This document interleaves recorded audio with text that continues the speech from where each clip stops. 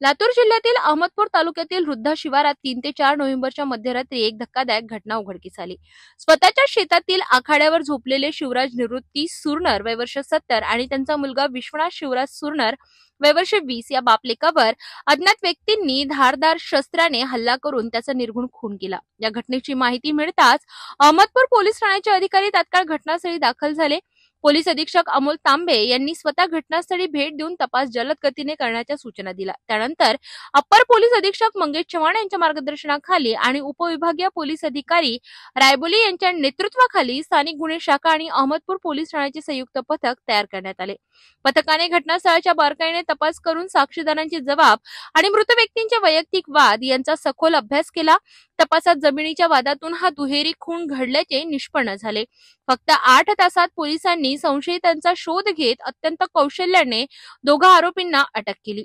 नरसिंग भाऊराव शिंदे वय वर्ष 60 आणि केरबा नरसिंग शिंदे वय वर्ष 23 हे अटक करण्यात आलेल्या आरोपींची नावे आहेत। दोघेही राहणार करेवाडी तालुका लोहा जिल्हा नांदेड येथील आहेत। आरोपींना पोलीस कोठडी मिळाली असून पुढील तपास सुरू आहे। फक्त 8 तासांच्या दुहेरी खुनाचा छडा लावून आरोपींना अटक करणाऱ्या अहमदपूर पोलिसांच्या या कार्यक्षमतेचे सर्वत्र कौतुक होत आहे।